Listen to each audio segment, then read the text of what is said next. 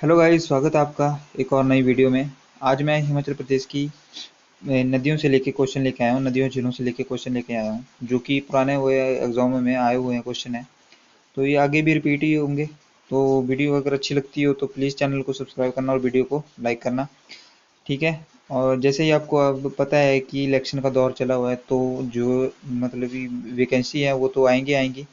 तो तैयारी अभी से स्टार्ट कर दो। जैसे कि आज जो है बैठक उसमें कैबिनेट बैठक में जो है उसको फर्स्ट गार्ड के लिए हरी झंडी मिल गई है।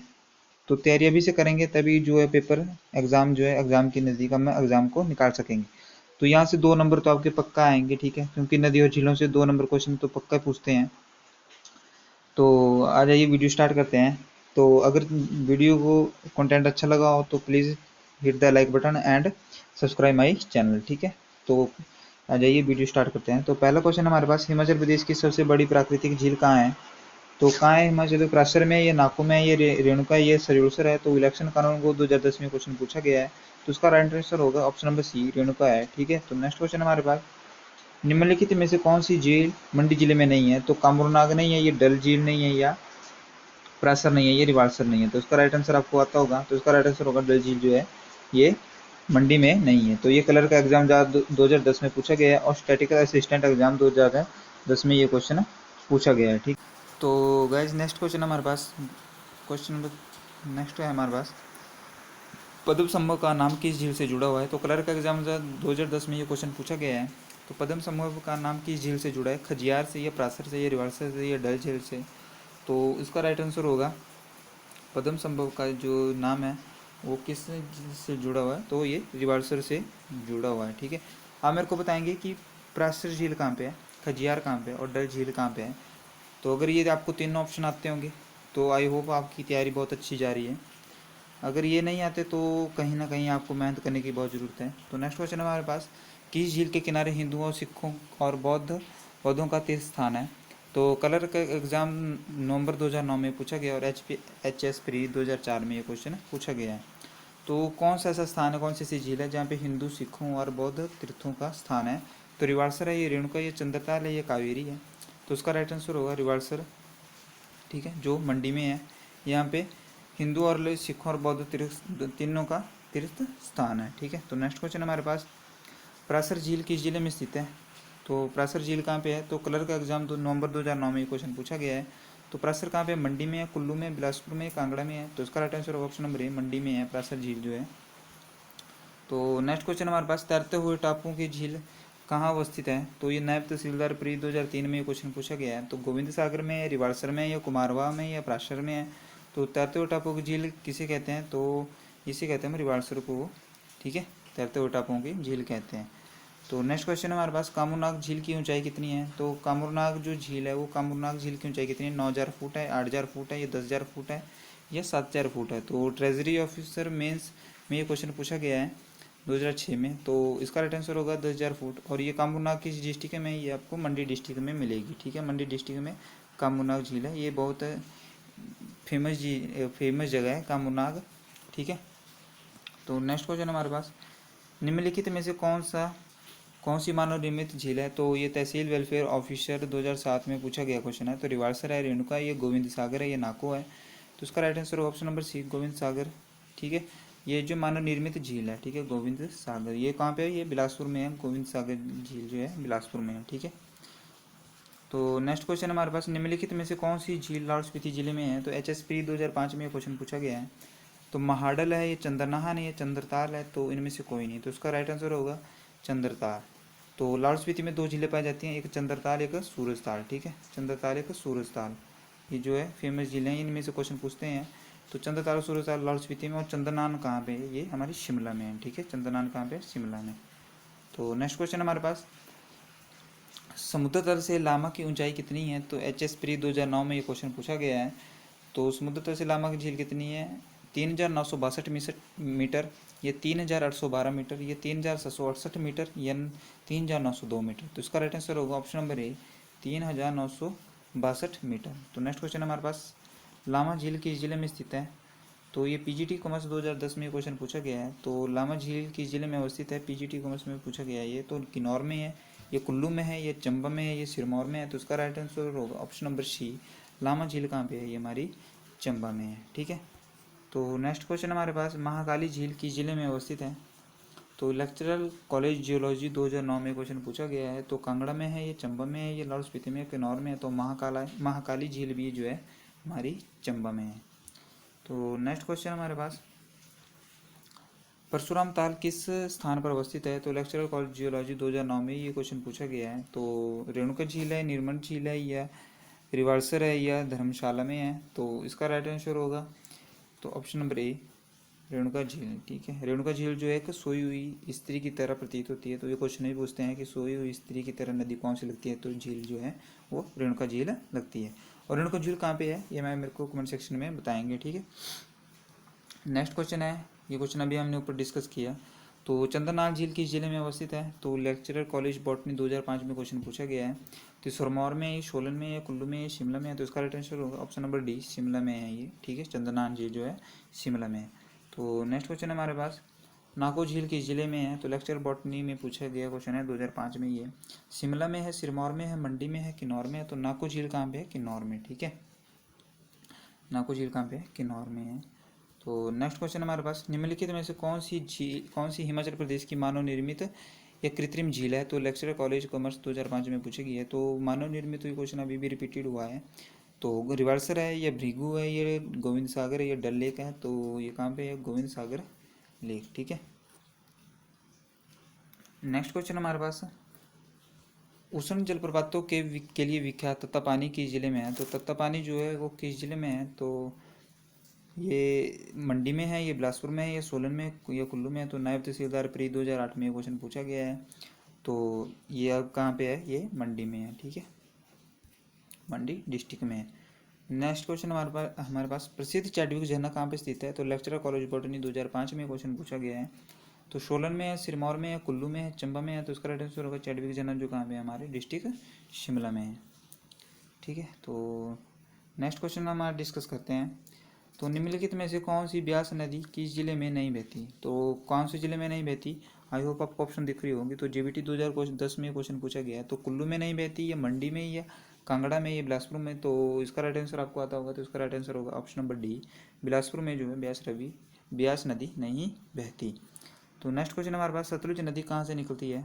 तो HSP 2006 में पूछा गया है, PGT इकोनॉमिक्स 2010 में, और GBT 2010 में पूछा गया है। तो मानसरोवर से, ये रिवाल्सर से, बिलासपुर से, ये धर्मशाला से? तो उसका राइट आंसर होगा मानसरोवर झील से ये निकलती है तिब्बत में। मानसरोवर कहाँ पड़ता है? तिब्बत में।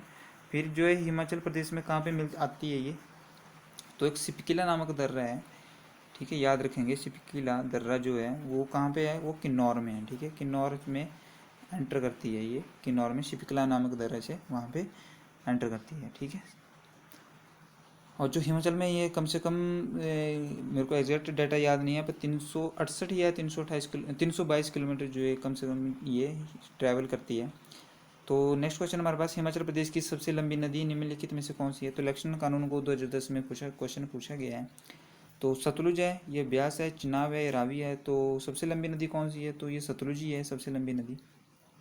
तो नेक्स्ट क्वेश्चन हमारे पास, हिमाचल प्रदेश में किस नदी में बेसिन में अधिकतम जल क्षमता है? तो क्लर्क 2010 में क्वेश्चन पूछा गया है ये। तो रावी की है, ब्यास की है, चंद्रभागा की है, सतलुज की है? तो इसका right answer option number D, Sutlej की है। ठीक है, नदी बेसिन सबसे ज़्यादा इसकी है जल क्षमता। तो नेक्स्ट क्वेश्चन हमारे पास, रेणुका बांध किस नदी पर प्रस्तावित है? तो क्लर्क का एग्जाम अप्रैल 2010 में क्वेश्चन पूछा गया है। तो रेणुका बांध किस नदी पर है? तो गिरी पे है, टोंस पे है, पब्बर पे है, ये रेणुका पे है? तो इसका राइट आंसर होगा, इसका राइट आंसर आपको आता होगा। तो इसका राइट आंसर होगा ऑप्शन नंबर ए, गिरी जो है इसका राइट आंसर होगा। ठीक है, तो नेक्स्ट क्वेश्चन हमारे पास, पब्बर नदी का उद्गम स्थान कहाँ पे है? तो चिटगांव है, या हमटा दर्रा है, या चांसल चोटी है, या पिन दर्रा है? तो इसका राइट आंसर होगा पब्बर चोटी का कहाँ पे है?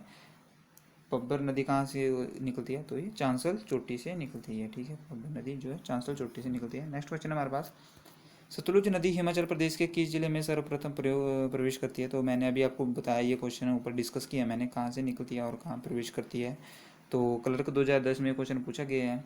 तो किन्नौर में है, शिमला में है, बिलासपुर में है, कुल्लू में है? तो इसका राइट आंसर होगा किन्नौर में है। ठीक है, तो नेक्स्ट क्वेश्चन हमारे पास, बाणगंगा कहाँ पर है? तो क्लर्क एग्जाम नवंबर 2000 9 में क्वेश्चन पूछा गया है, कांगड़ा, सिरमौर, कुनिहार और इनमें से कोई नहीं। तो बाणगंगा कहाँ पर है? क्वेश्चन नंबर 8 का राइट आंसर होगा कांगड़ा में है बाणगंगा जो है। ठीक है, बाणगंगा किसकी सहायक नदी है? कांगड़ा में बहती है ये। ठीक है, तो ये ब्यास की सहायक नदी है। ठीक है, तो नेक्स्ट क्वेश्चन हमारे पास चंद्र व भागा नदियाँ का आपस संगम किस स्थान पर होता है? तो क्लर्क का एग्जाम नवंबर 2009 में और नायब तहसीलदार 2008 में और तहसीलदार वेलफेयर 2009 में क्वेश्चन पूछा गया है। तो चंद्र व भागा नदियाँ आपस में कहाँ मिलती हैं? तो ये भागशुनाथ में, ये तांडी में, ये बिलासपुर में, ये चंद्रनगर में। तो इसका राइट आंसर होगा ऑप्शन नंबर बी, तांडी नामक स्थान पर ये मिलती हैं। ठीक है, तो आप मेरे को कमेंट सेक्शन में बताएंगे कि तांडी नामक स्थान पर मिलने के बाद तो ये कौन सी नदी का निर्माण होता है। तो नेक्स्ट क्वेश्चन है हमारे पास, जलराशि की दृष्टि से हिमाचल प्रदेश की सबसे बड़ी नदी कौन सी है?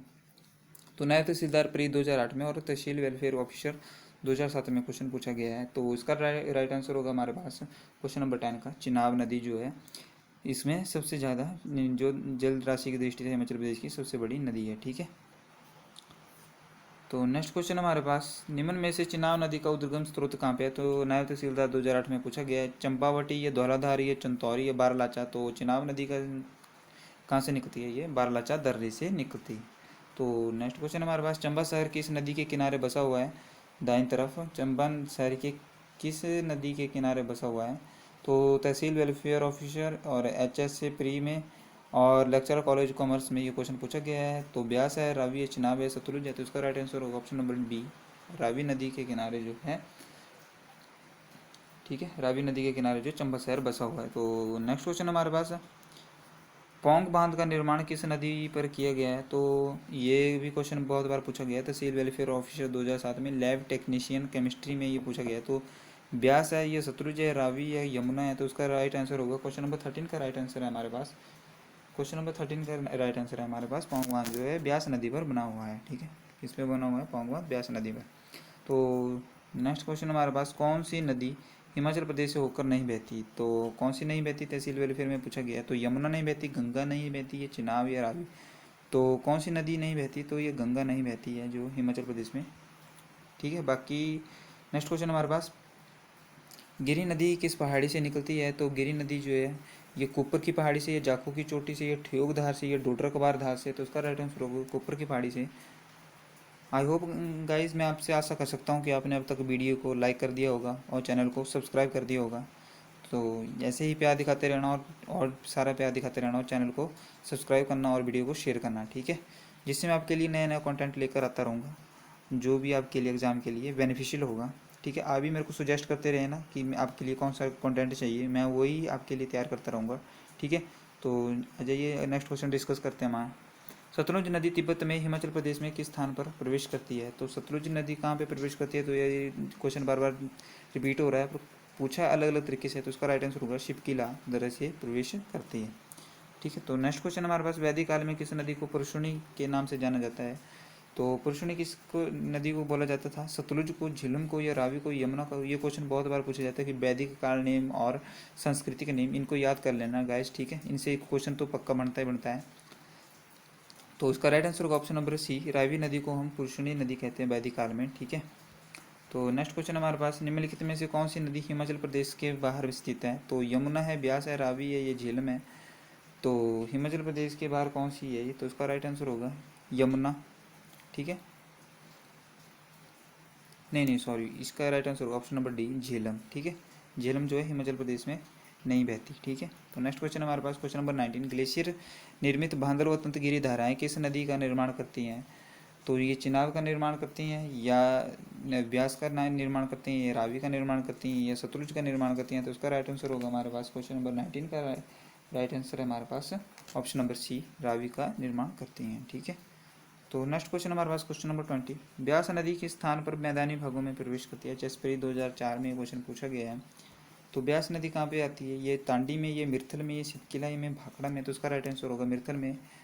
तो तांडी में तो आपको मैंने बता दिया कि तांडी में तो क्या है कि चंद्र और भागा नदियाँ जो आपस में मिलती हैं, और सिपकिला दर्रे में जो सतलुज प्रवेश करती है, भाखड़ा में, भाखड़ा सबसे बड़ा डैम है। ठीक है, हिमाचल प्रदेश का। और मिर्थल में जो है ये ब्यास नदी के स्थान पर मैदानी भाग में प्रवेश करती है, तो मिर्थल में। ठीक है, नेक्स्ट क्वेश्चन हमारे पास, यमुना नदी का उद्गम किस राज्य में है? तो इसका राइट आंसर होगा यमुना नदी का उद्गम कहाँ पे है? जम्मू कश्मीर, हरियाणा, उत्तराखंड या हिमाचल प्रदेश। तो इसका राइट आंसर होगा ऑप्शन नंबर सी, उत्तराखंड में है ये। अगर नेक्स्ट क्वेश्चन हमारे पास, सहायक नदी टॉन्स किस बड़ी नदी में मिलती है? तो गंगा में, या चंबल में, या यमुना में, या रावी में? तो इसका राइट आंसर होगा ये, राइट आंसर हमारे पास टॉन्स किसकी सबसे बड़ी सहायक नदी है? तो ये यमुना की सहायक नदी है। तो गाइज ये सहायक नदियाँ भी बहुत इंपॉर्टेंट है, नदियों से ऐसे क्वेश्चन पूछते ही हैं, तो ये आपके लिए वीडियो बहुत ही बेनिफिशियल होगी। तो नेक्स्ट क्वेश्चन हमारे पास क्वेश्चन नंबर 30।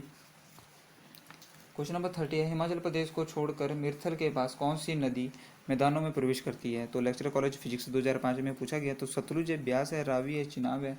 तो इसका right answer option number B, Beas नदी जो है, ठीक है, मैदानों में प्रवेश करती है मिर्थल के पास। ये क्वेश्चन अभी रिपीट होगा ऊपर। तो निम्नलिखित में से कौन सी नदी हिमाचल प्रदेश से होकर नहीं बहती? तो कौन सी नदी नहीं बहती? सतलुज नहीं बहती, झेलम, रावी, व्यास? तो ये झेलम जो है नहीं बहती है। तो नेक्स्ट क्वेश्चन हमारे पास, कांगड़ा जिले के का पौंग बांध किस नदी पर बनाया हुआ है? तो कांगड़ा जिले में जो पौंग बांध, ये भी पूछ लेते हैं क्वेश्चन के, पौंग बांध कहाँ पे है? तो ये कांगड़ा जिले में है। तो किस नदी पे बना हुआ है? ये रावी पे है, या सतलुज पे, या ब्यास पे, या चिनाब पे? तो 32 का राइट आंसर होगा हमारे पास, 32 का ऑप्शन नंबर बी, ब्यास जो है, ब्यास नदी पे बना हुआ है, ठीक है। तो नेक्स्ट क्वेश्चन हमारा, ब्यास नदी का संस्कृत नाम क्या है? तो ब्यास नदी का संस्कृत नाम क्या था? तो भद्रावती, बिपाशा, या इरावती, या मंदाकिनी? तो इसका राइट आंसर होगा ऑप्शन नंबर बी, बिपाशा, ठीक है, बिपाशा जो ब्यास नदी का नाम है।